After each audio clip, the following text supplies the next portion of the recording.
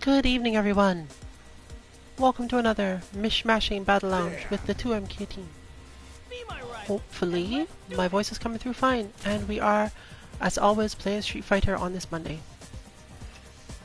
This was bad enough as a concept when it was a guile. But, as I've said many times, there's no specific reason not to take these matches except that! So, probably, it's going to resolve itself that way. It's go time. No.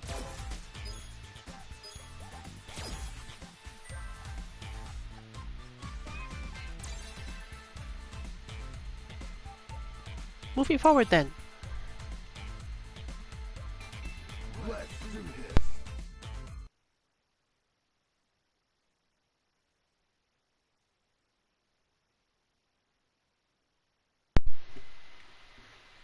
Well then, I guess we are in fact going straight into the thought of the match that I expected to have. Question is, where to have it? That was probably not picking Kanzuki Beach. At least I hope not. Kolin. But honestly, to us it doesn't matter that much.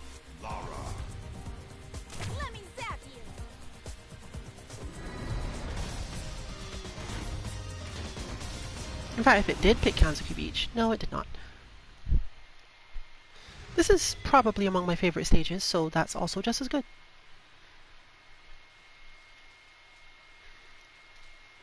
For those of you who are somehow not up on the news, yesterday's Street Fighter V Finals at EVO 2022 was a very different version of what you're about to see now.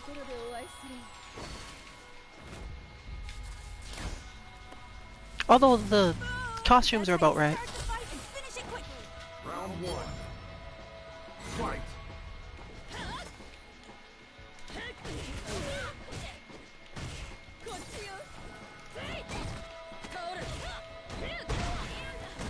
As in our tweet, we actually see this matchup quite differently than the pros obviously do. I don't even use the same V trigger, and neither does OmniRabbit.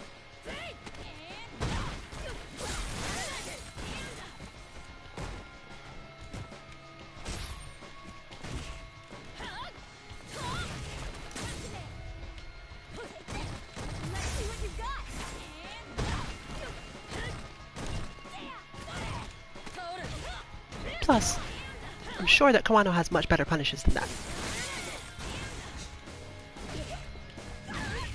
But it was useful in a different way for us, because we simply had a lot more understanding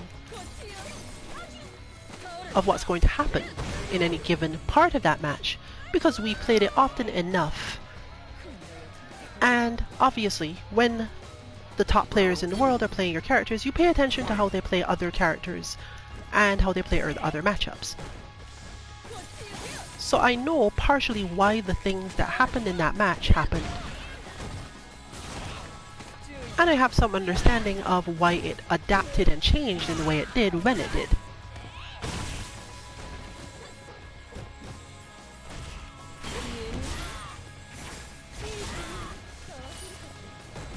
But that is not enough to come up with the main strategies that they use as easily as you might think.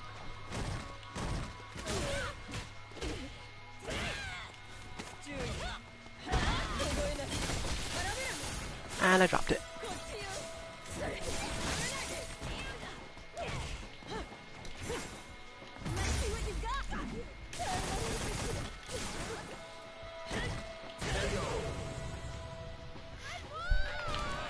The key is, of course, that all pros have a different concept of what success is in a fight. And that was what made us watching that EVO final so nail-biting, because the first thing I noted when we were checking it was, this is going to be hard for IDOM. This is going to be hard for IDOM because the way that one has to beat Kawano, the player, is the opposite of how one has to beat Kolin the character. And that is a big problem when you're facing off with someone. When a player has chosen and learned to play a character in a way that isn't common enough, like their style, while it works with the character, isn't necessarily benefiting in that way, you wouldn't expect the same things to happen. So you can't take the same risks. Kawano plays a very specific form of defense that makes it difficult for Lara to do certain things. But these are a lot of things that she sorta needs to do against Kolin. Getting into the correct position on screen with Kolin is really dangerous to Lara, which means you want to stay closer. You want to stay closer, do this sort of thing.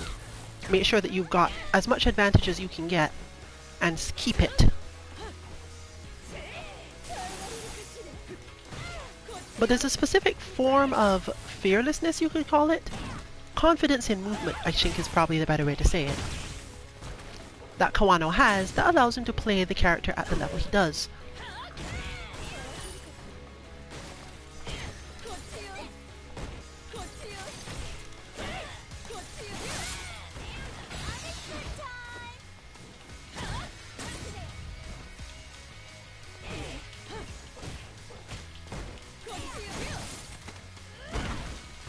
Obviously, I don't share it, but I can try some stuff.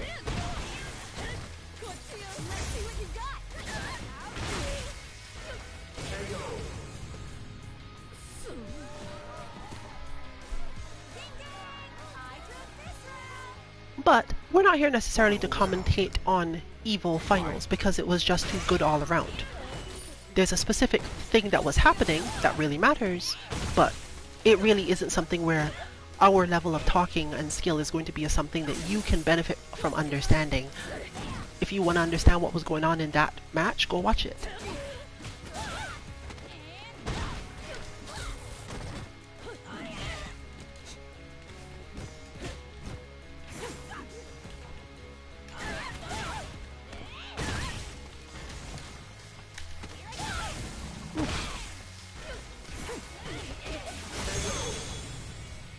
That was me reaching that exact point where Kawano bypasses me by a mile. There were only 3 things that count as adaptations that we understood fully, but then the rest of the match followed on from that, so it was easy to keep up, more or less. There comes a point, basically, at which Lara's better situation to beating Kolin's I'm just standing around is to go for crouch light kick and crouch medium kick and then dash in to throw. And oddly, Kolin's response to this is to hit stand heavy kick and sniping kick, even though the stand heavy kick doesn't even hit crouching. It has to do with the way the hurt boxes and hitboxes interact. So as soon as we saw IDOM switch in like early, like round 2 or something, to using the same crouch medium kick and crouch light kick, it was a lot clearer that the match was going to get a bracket reset.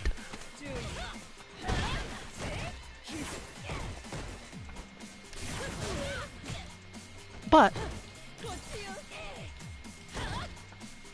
while I obviously worried about Kawano, he similarly did what needed to be done and went straight to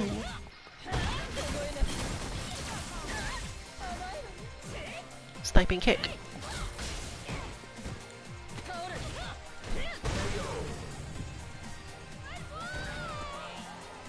Because these things set up the max range crouch light punch that is so difficult to set up good situations from on Lara's side. A player who is more used to teching throws that reach that far will have less problems, but they're still teching, and believe it or not, the teching of the throw position is not so great.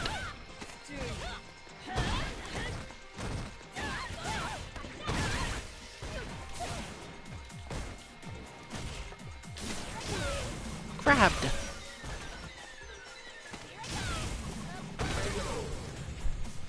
An opponent who has fought you a lot knows your tendencies or can just sort of see the flow of a match. is less dangerous. Final round. To be able to go, no, you're going to try to get out of this way, so now I command grab.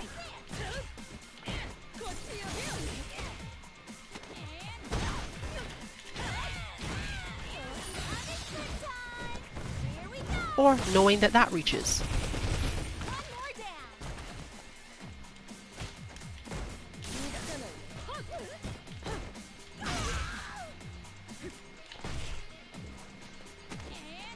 Knowing to empty jump that.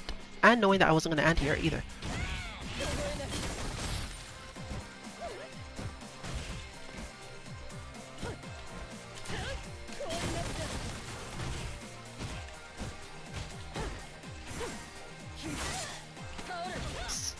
So this is just a giant mental stack of those sorts of things.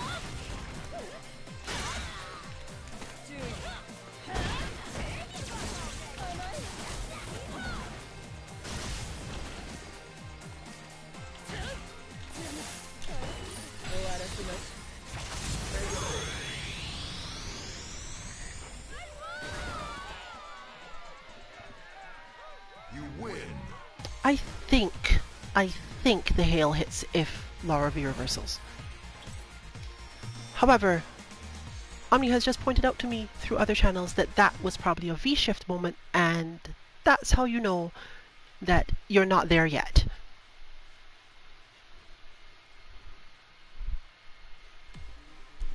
It's go time. Because that would have been the hype way to lose at EVO Top, to try that setup and just have it be V-shifted. I bet it could be V-shifted into grab too, which is worse.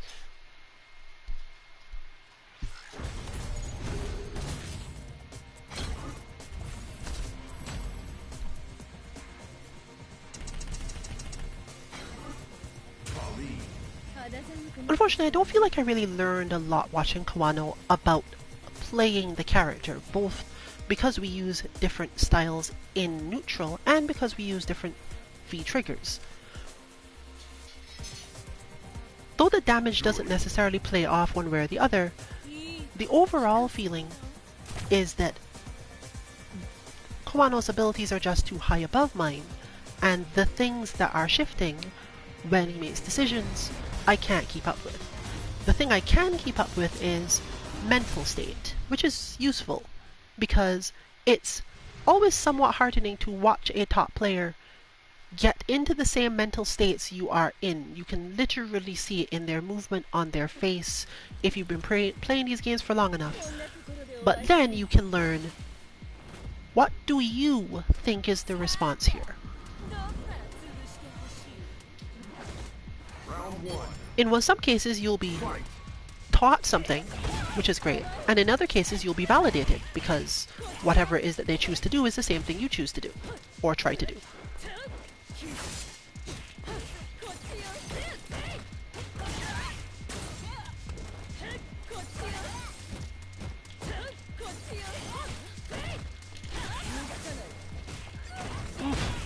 Missed the grab.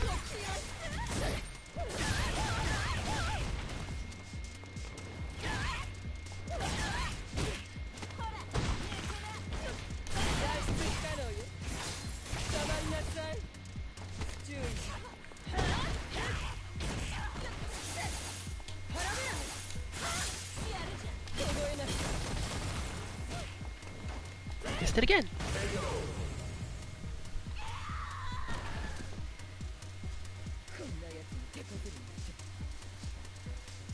Round two. Fight.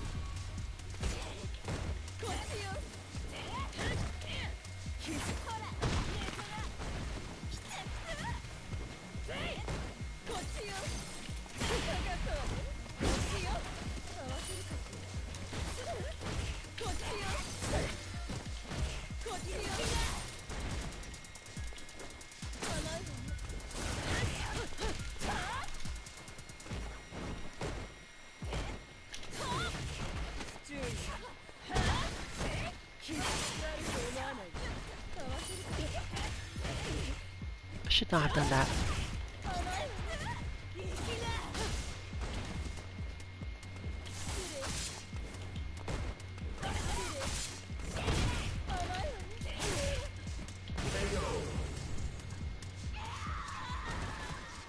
Kolin plays a very specific style of game where as soon as she puts the opponent in a specific position relative to her, you have more or less two options that are good, that will actually like do something to your opponent. Because she's so good at covering so many spaces against so many characters, you generally only have to worry about how fast your reactions are, not how specifically your opponent can do other things.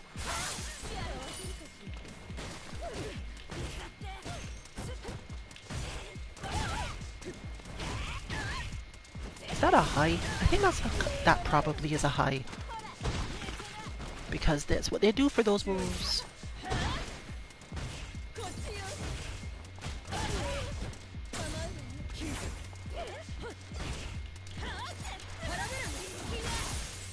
Missed.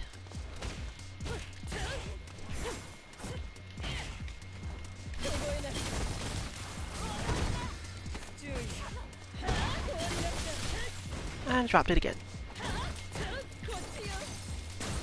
But it's okay.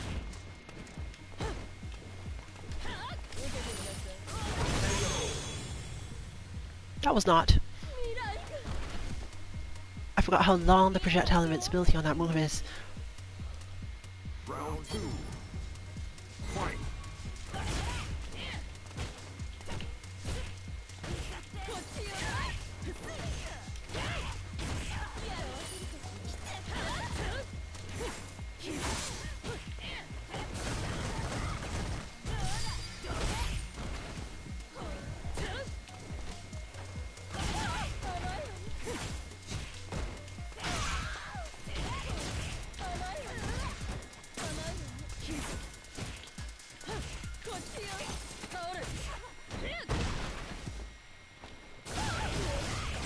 Oof. Read like a book.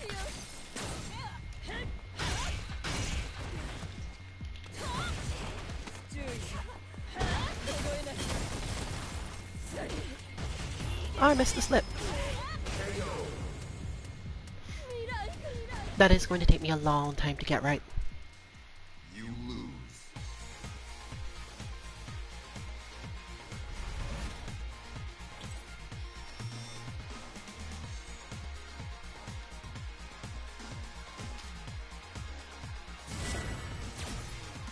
We do have 2 slots open in the lounge today. Round 1. If you would like to join in and are anywhere on the east coast of the United States, or feel as if you might have a good connection anywhere near the Atlantic Ocean, you probably will have a decent connection to people.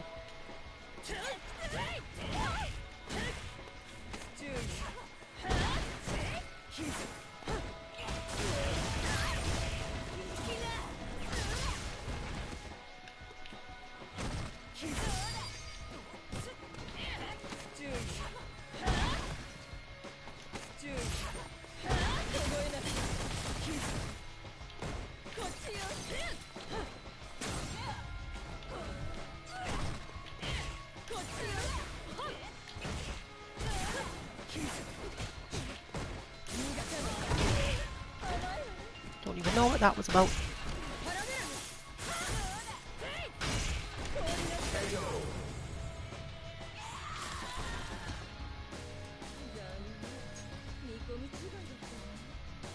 Round 2. Fight.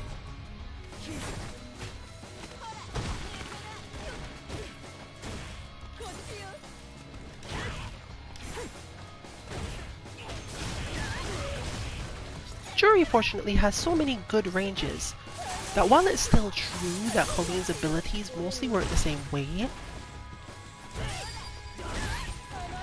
you can't make the same sorts of plans.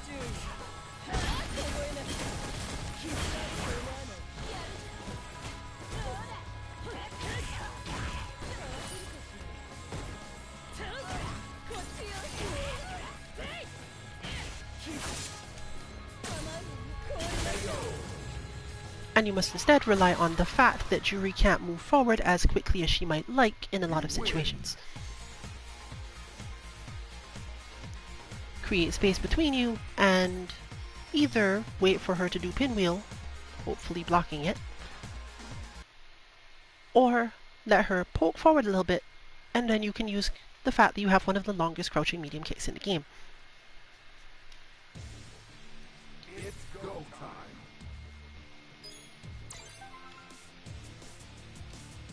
Let's do this.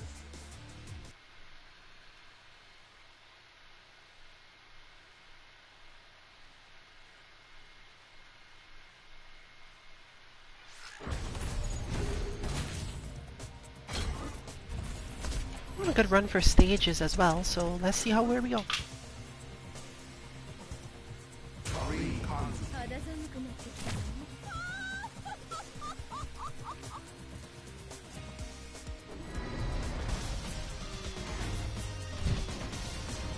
I find this matchup considerably harder because the key to this one, from my side at least, is that you have to be able to really accurately judge when Karin is going to be on offense versus defense.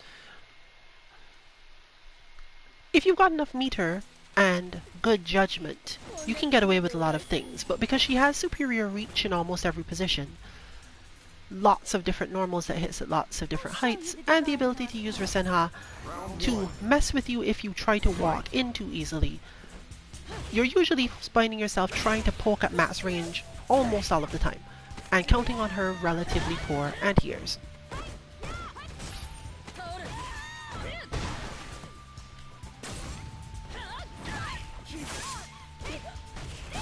In fact, one of the main ways I find myself playing this matchup is taking damage on purpose.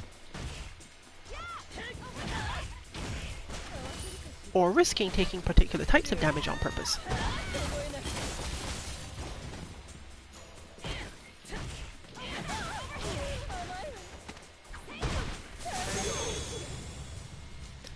Because Karin tends to trade with a lot of things Kolin does, if you take certain risks and your opponent went for any button, the outcomes are basically they block and you get punished, but possibly not all that badly.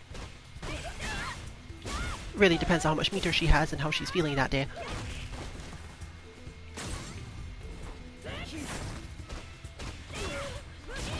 And if you generally hit, the worst that will usually happen is that you'll trade. But again, notice what I said before. A lot of this is figuring out, is Karin currently on offense or defense in any given moment? And people who have played against our Kolin bot will not be generally just hit by hail. They know which button to use to bring forward their own hurt bots far enough to do damage for close range hail, so you can't necessarily trick them that way either. Therefore, I am constantly playing in my mind offense, defense. That's all that's happening in my head right now.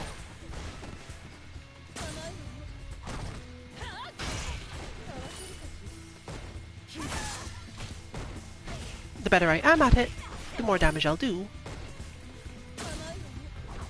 and the more I'll be able to read my way through my opponent's moves. But when that situation comes up, it's back to, should I just try for the trade?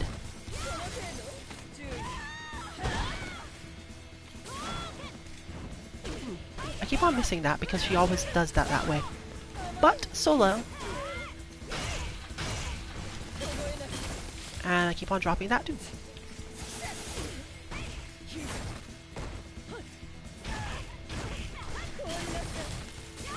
All day today. You can tell I have not practiced this character fully in a while. You win. Because what's the point of picking V-Trigger 1 if you can't do that particular combo style? It really isn't about the damage in that case, and particularly for this matchup, it's not even a good idea to switch. But it probably would serve most players better if they knew this was the way they had to fight Karin to use the other V-Trigger.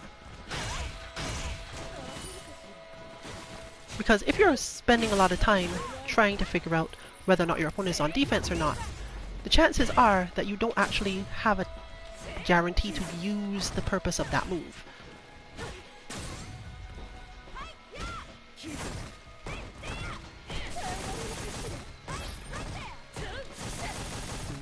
I'm definitely off today.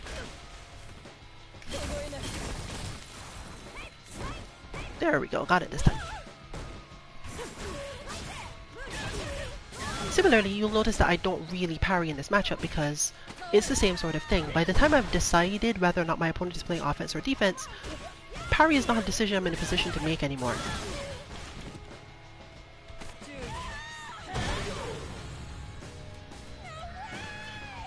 And even that was, okay, I believe you're going to defend, therefore I'm going to throw.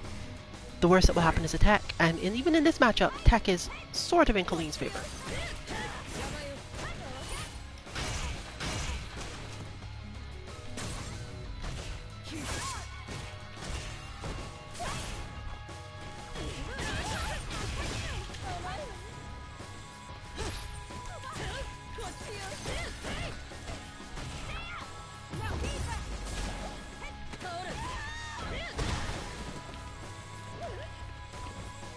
Defense, but different defense. Fortunately, that defense doesn't hurt me.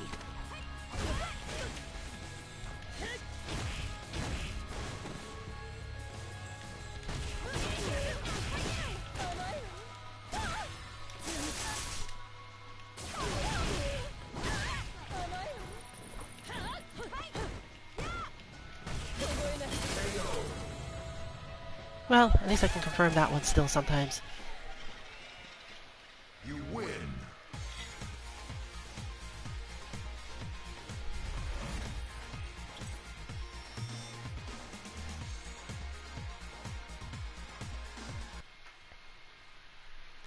One of the things that can cause you to lose in these situations, therefore, is getting too hung up on one way or the other, or not believing enough because the last interaction went wrong. Even if you feel like you have a good sense for what your opponent is able to do or not do. Wrong button again. You generally should just keep going, because if you're, let's say you are right 75% of the time with your reads, you probably should just keep on using them. You should probably just bet all the time, because you can't prevent yourself from being wrong 25% of the time, and you probably can't raise yourself higher than that by much. So, why feel as if you shouldn't trust your instincts if they're working out pretty well? Thinking too hard about it is just taking up brain space that you could be using for something entirely different. Keeping yourself in the right mental state as a whole instead of worrying about, is my opponent going to do this thing on wake up or that thing? And as your opponents get stronger and stronger, you would think that this would lead to you dying quicker. But that isn't always the case in this game, actually. The better players get at this game, the less they tend to actually do damage to each other in specific ways. I did not switch my mindset fast enough. I pitch Chun-Li, but I went, no, my mind is still definitely in Kolin mode. Fortunately, my execution for this character is very, very practiced, so I'm switching from one problem to the other. In fact, this is probably a good demonstration of what we were talking about before.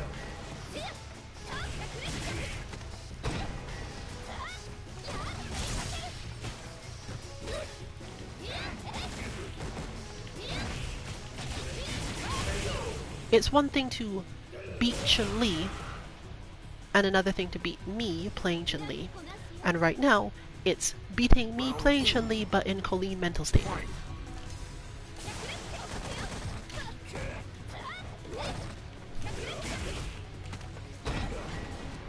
When I say Kolin mental state, I basically mean there's a point at which I just play Kolin like a grappler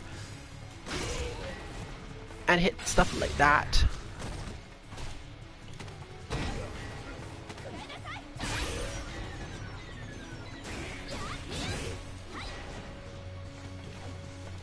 But then I also have times where I just think about the combo all wrong. But you can tell my mind is still very much in grappler mode. Because the thing I'm thinking about is, okay, how can I discourage you from hitting something that will stop me from walking in? Whereas, this is not really a specifically good Chun-Li way of playing. But this is exactly the scenario we meant before. Kolin can't do this as easily against Necalli because she moves very slightly slower and doesn't have long enough buttons. So Necalli can go from the perspective of, I'm just gonna stand over here and know that you can't reach me with buttons. So the fact that you're dangerous when you throw me is less meaningful. But Chun-Li has the opposite flow. She does have all the buttons to reach.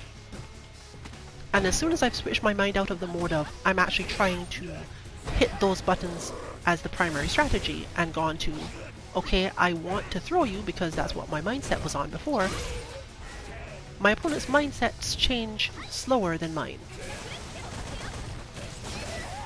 And it can be a problem for them.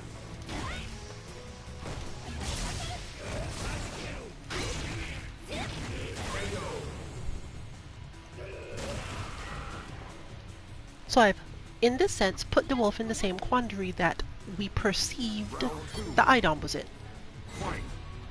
Beating this character is supposed to be done this way, but here is this player with this weird default that doesn't quite match the strengths of the character per se.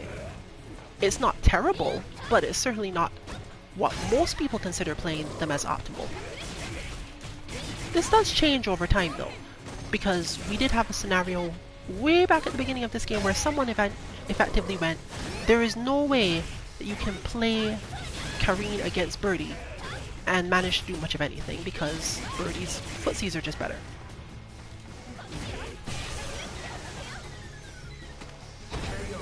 But I believe it was Mago? Might not be. I feel like it was Mago though, that just went, no, I'm not playing Karin like that in this matchup, I'll just do this instead. This thing that does not make sense in other matchups, but it works here, so I'm going to do it. And that changed the whole thing. It was probably Bonchan, actually. I really should remember this, because I remember being extremely hype about it. It's go time.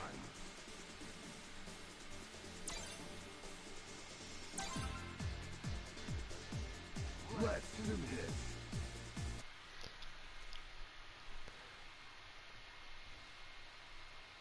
Here we have the opposite scenario, where I've gotten my mind back to Chun state, but if I wanted to be more successful, just in terms of tactics-wise, I should play Kolin with my mind in that state and keep it there.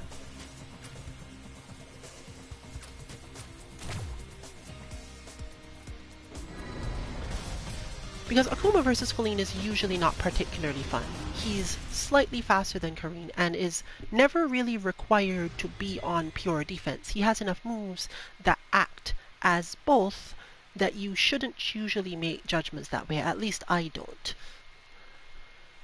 But this also means that if you are out of the mindset or drifting out of the mindset of playing grappler style, trying to get into position and so on, and are back into the, if I just stand here and hit long buttons, what happens? You might be a little better off. Because that will happen.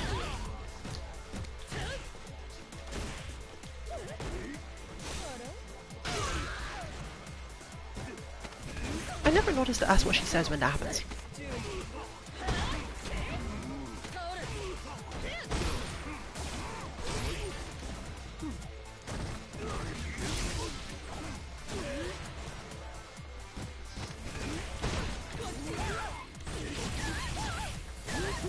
I can't be sure if I'm dropping things, or if the setup is too much. Oh, no. Okay, now I know what happened there.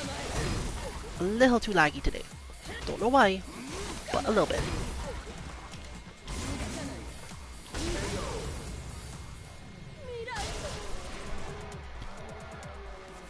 Which technically means that I need to go even harder into the Chun-Li mindset because I can't counter as many things in the first place.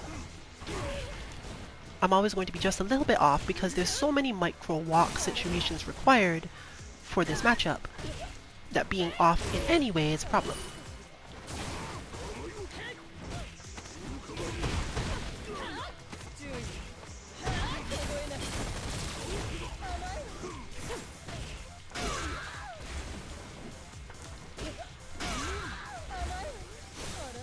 But we were supposed to get this test done, and it does seem to be a problem.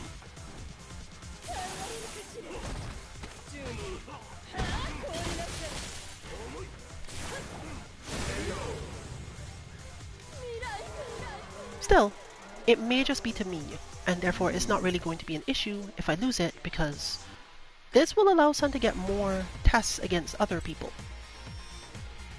But I'm still going to play it out as best I can, because, again, the thing I'm supposed to be trying to do, I should be trying to avoid ever getting there. Round one. Fight.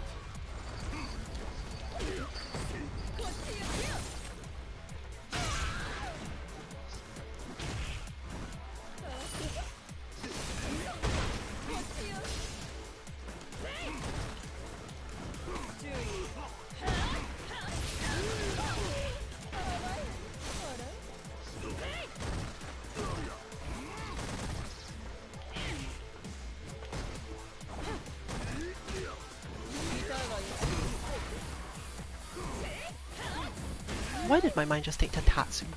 Oh right, because that's what eventually happens if I play the her for long enough in this form.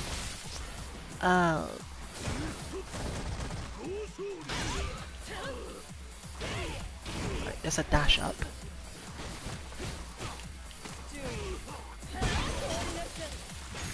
Oh.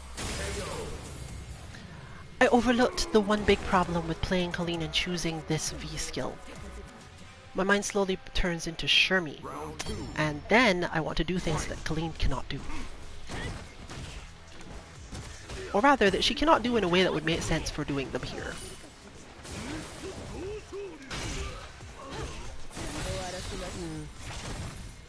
Oh well.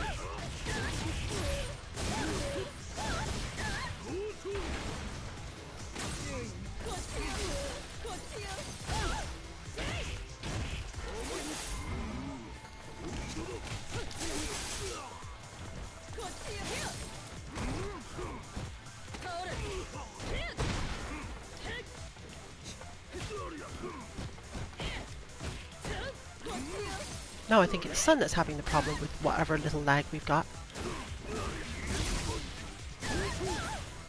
Well, possibly not enough that it matters in this case.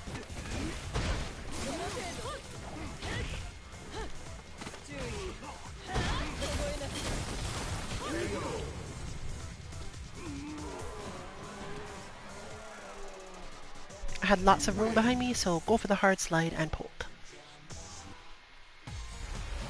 If you slide far enough, you will get your opponent all the way out of the hit stun of the thing and get a tick throw. But it's usually not that useful because, why? They know it's coming usually, so they tech the throw. Round one. Fight.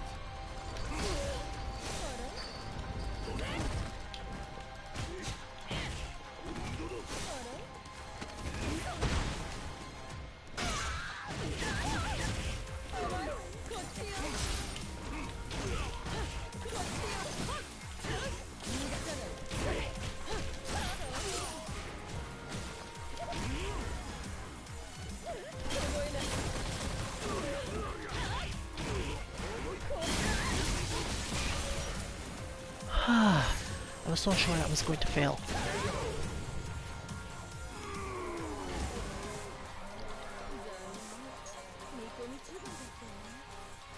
Round two. Fight.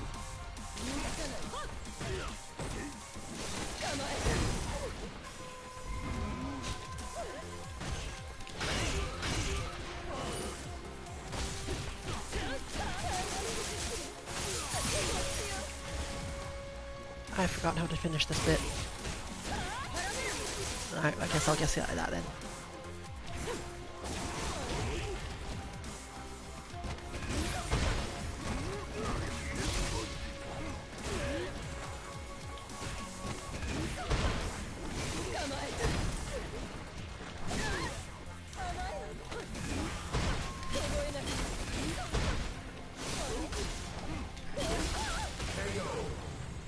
The float.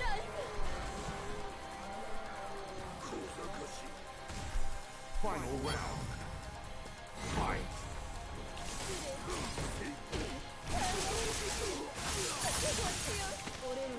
That was a spot where I should have done the actual commando version.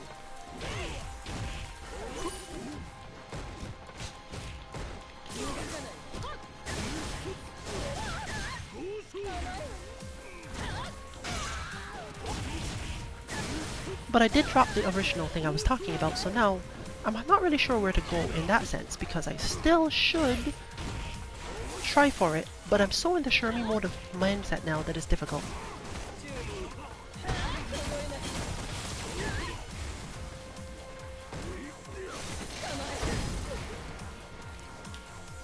If you've ever wondered why I picked this against Shotos, it's because their footseeds range, the range they throw themselves out to, is one where you often can do it when they think their offense is done.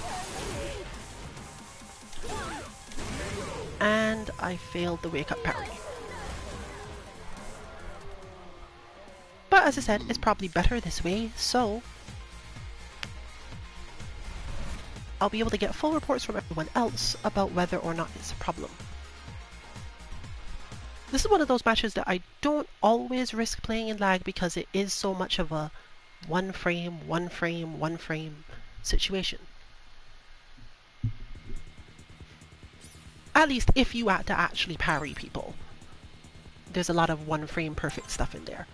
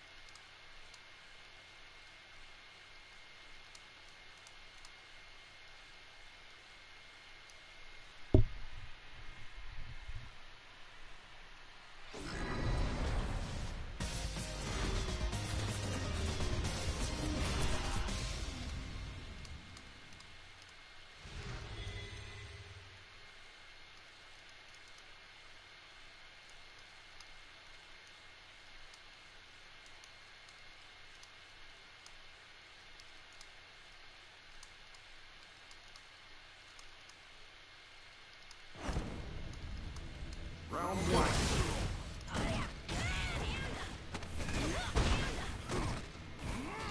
Well, we're out of me playing Kolin for the day. And probably this lounge is going to end without me playing again. So, obviously, OmniRabbit is somewhat inspired.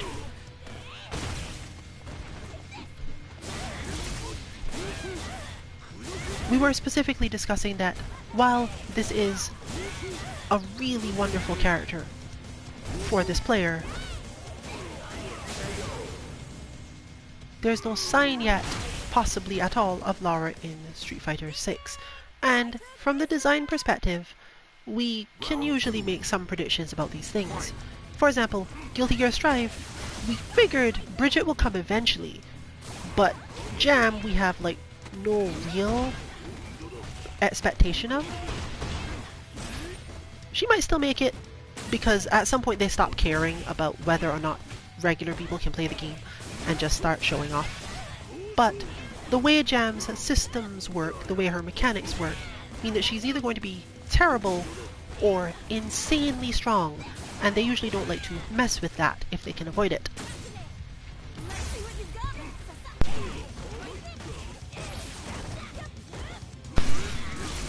We face a somewhat similar problem with Lara in Street Fighter 6.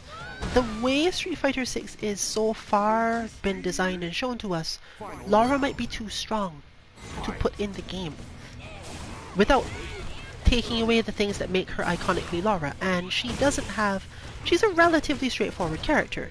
She does the same thing different ways, more so than she does a bunch of complicated things.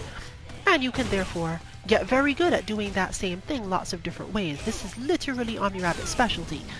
But given the way that things go, the strength of, let's say, command grabs, and the speed of Lara as a character, which is probably the biggest reason, we may not be able to see that style of character come back in 6 at first until they've figured out the kinks of how to balance them. A quickly advancing command grab character, particularly one with so much built up understanding from prior games, and a very cohesive style that is built up so much that changing any aspect of it will make her feel like a different character.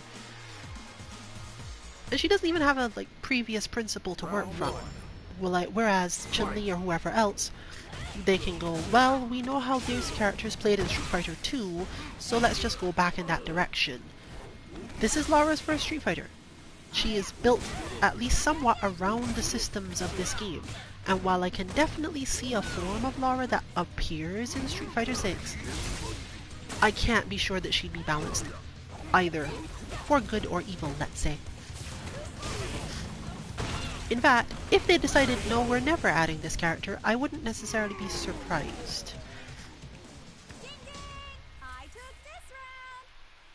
But we'll see. They do have to just get started after all. And there is something to be said for the hype of making sure to only add back characters of players who you know will switch once they get there, but will probably compete anyway. I'm not saying this is a good way to handle it for those players, but overall for the game, this might be the better strategy. Similar to how in Street Fighter V, Tokido was known to be an Akuma main, and they put out Rillian, but no Akuma. And then of course, everyone who keeps track of these things was in fact hyped that, hey, Tokido is playing Akuma. Wow. So it is entirely possible we will get a, oh, Aidam will play Lara. Wow. But for now, we do somewhat know the starting roster, and that means Omni has to find a new main.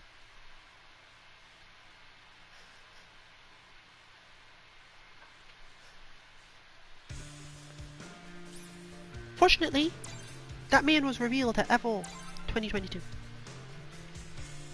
Just by pure analysis, we can be reasonably sure that Omni will do okay, if not great, with Kimberly.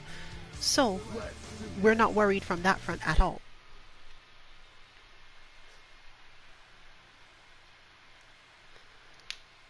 And with EVO Japan as the quote-unquote potential big send-off, it does depend on when Street Fighter 6 actually launches.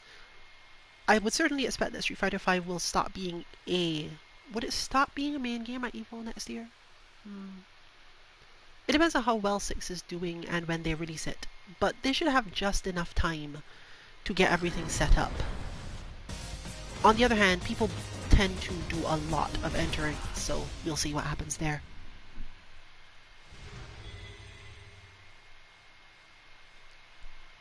JustVine faces the same, let's call it difficulty, but the same answer.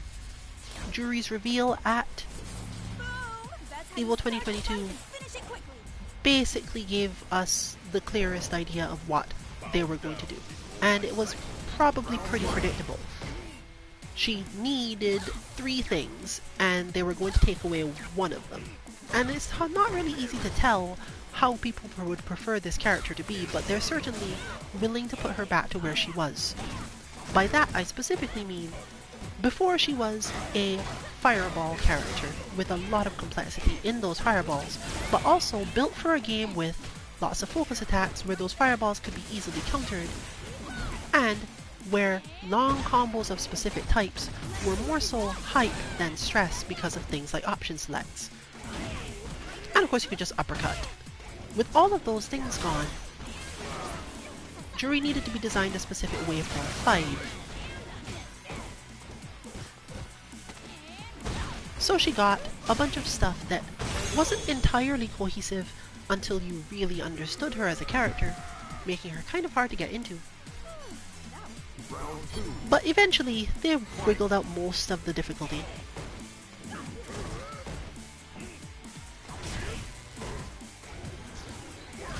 We're expecting to see her be a lot more popular, like actually played popular, in Street Fighter 6 though, based on literally just the little bits of things we've seen. She's got a lot more of her old kit back, just no fireballs. If you're the analytical type, it's basically because if she has the fireball, specifically the slow moving round 1 setup, and the dive kick, it can get a little overwhelming. No, not jump. I think Bison's dash might be too slow for that, actually.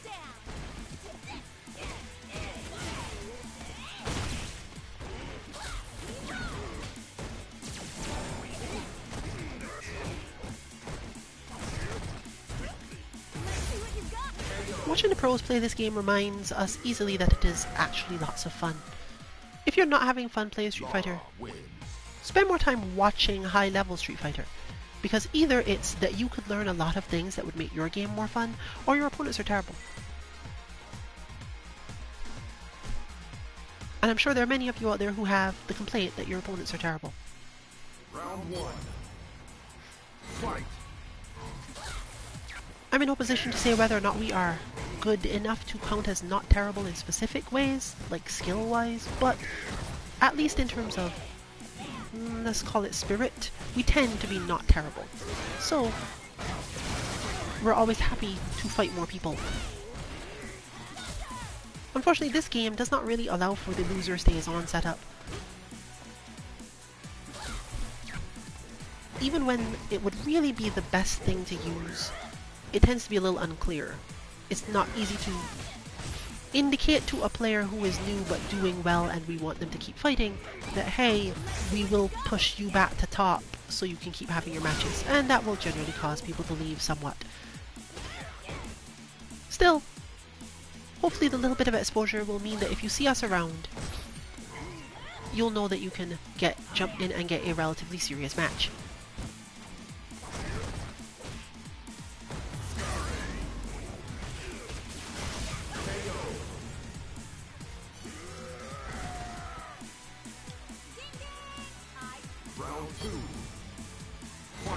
So hopefully we all, including everyone who sees this stream or this video, eventually gets a good main character for Street Fighter 6.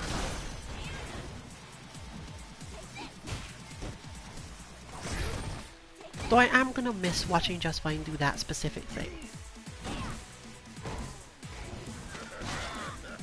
You heard me, Capcom, give Juri a teleport. She needs it.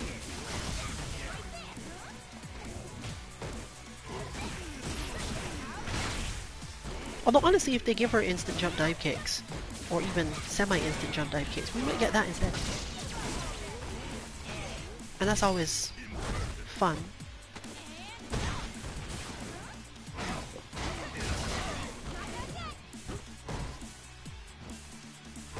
While it's not generally as great for someone who doesn't like heavy execution things, we are also talking about someone who actually plays Bison.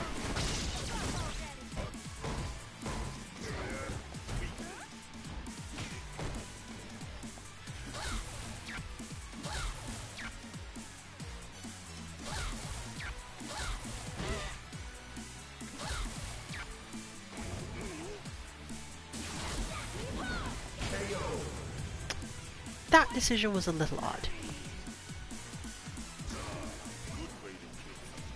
Final round. Fight.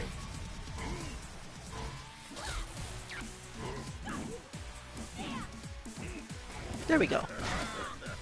The heavy kick is usually the easier method relative to that than the clap is, because the clap does not in fact protect you from very much. It's a just good way, safe way to move yourself forward. But the heavy kick is about as good, given that Bison's whiff punishes on it aren't great, so you can just literally kick your way forward as need be. Now, obviously you shouldn't make yourself too predictable with it, but it's good to... It was probably just a matter of Omni going, oh right, no, this is what I'm supposed to do here. It's very similar to how Chun uses crouch heavy punch. It's, you just want to move forward. You want to move forward and put a big hitbox in front of you. As big as possible. Because Bison does honestly not deal with that terribly well.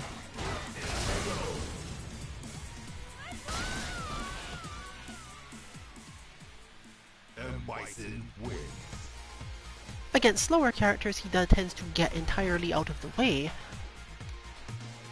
But if you find you've got an advancing move with a long animation, lots of active frames, and a big a relatively big hitbox, a relatively big hitbox that is not just gonna get clipped by something. He doesn't have a lot of good buttons for just doing what he wants in neutral. He does a lot more what he wants when he's closer, or when you are messing up.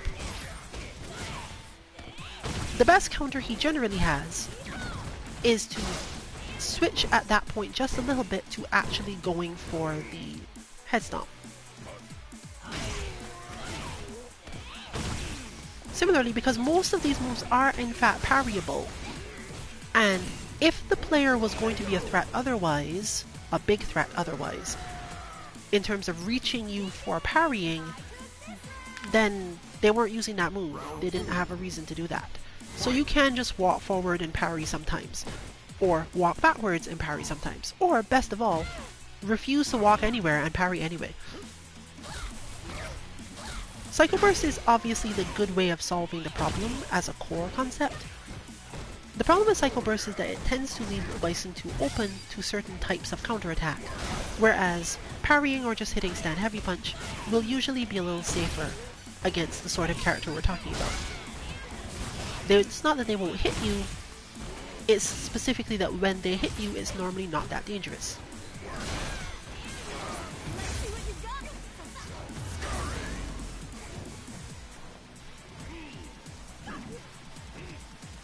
Having VT2 available also here lets you just whiff punish these sorts of things with Psycho Crusher, which is always nice. In fact, just having the trigger active changes what your opponent is willing to do and how they're willing to think about the matchup. Always a good thing to learn. Since all characters are currently free,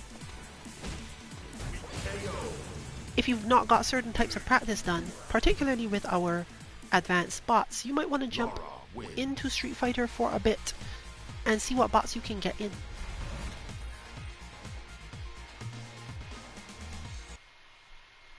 We're still having that issue, let's call it that, where somehow the bot that happens if you buy the character and the bot that happens if you've played the character for free. At last check, I think those basically counted as different. So you may in fact be able to keep on using the free bot for a character you don't own. Every time the character becomes free, the bot will become available again. But I think, at last check, if you buy the character, the bot will get erased. I'll look into this again though. You can find all of said bots on our website 2-mk.org. And of course, since Street Fighter V is, while I don't want to say at the end of its life, it is at the end of its development. You are more likely to be able to laser focus whatever training you want to do and whatever you think is required. There are definitely some people who are pretty much going to buy this game anyway, jump on in, and in a way get themselves ready for Street Fighter 6. A combination of this and DNF Duel is probably enough to prepare for that game. DNF Duel helping with preparing yourself mentally for the mechanics, and of course this preparing you for all of the things required for Street Fighter fundamentals, neutral, and so on.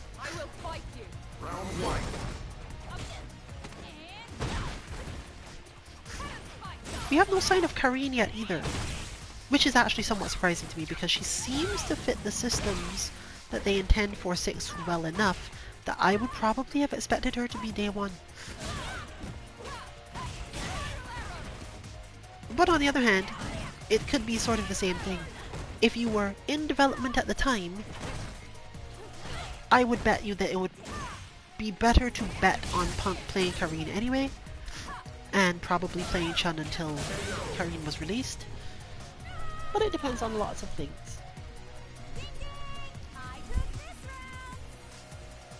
Round 2.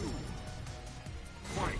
I'm not saying Capcom is manipulating the entire FGC that plays Street Fighter into creating more situations for their own marketing, but I am saying that there's no Juri in Street Fighter 6. Me and Tokido can only play Luke and Akuma. And I bet you Luke's balance is going to be a little different. In fact, we've already seen that. All of that was just a way to point out and remind that this is who you're going to be seeing on stream next year. With no Karin, Cammy will be the one holding down the fort for Conspire Dynasty.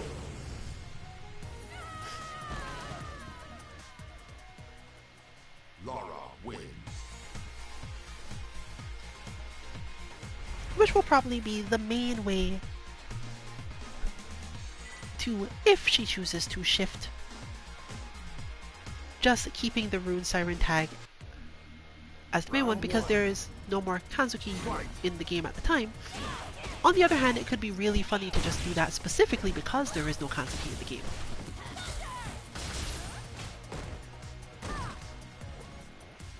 She does find Cammy a little harder to play though, because the way Cammy's moves interact with other people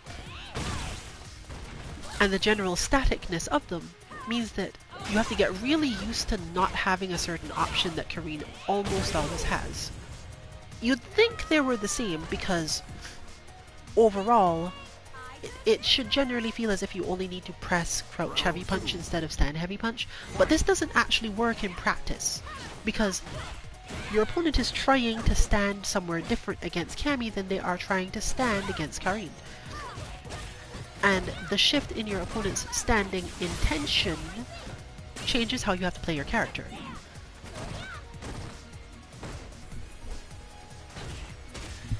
So whereas Karin normally doesn't need to use her stand medium punch for every situation,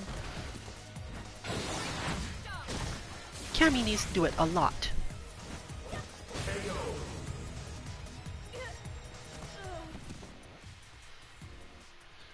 Other minor news from EVO is changes to Melty Blood come up in about a week and a half. They look like changes. We're going to have more comment on that later. Things will definitely be different. But tomorrow will be super hot and therefore we're possibly not having any Melty Blood stream tomorrow. As a related note. If for some reason we choose to have Melty Blood streams tomorrow, you will find out on our Twitter @2_MK_FGC as always. You'll see a tweet around 7:30 Eastern time as always for any streams we are having for the rest of the week. Wednesday night in Birth, Feeling Thursday, our King of Fighters lounge, which you are sure to get because Orochi characters are out, and probably we are far enough into the bots, Kyo and Angel Bot, that you will get at least one of them on Friday in our Disguidance segment. But before this match starts rolling on and you get too invested, we have come to the end of the stream for tonight, if I want to keep it to about an hour. So join us later in the week for other streams of other games. But for now, this has been Rillian for Team 2MK. Good luck with your training and good night, everyone.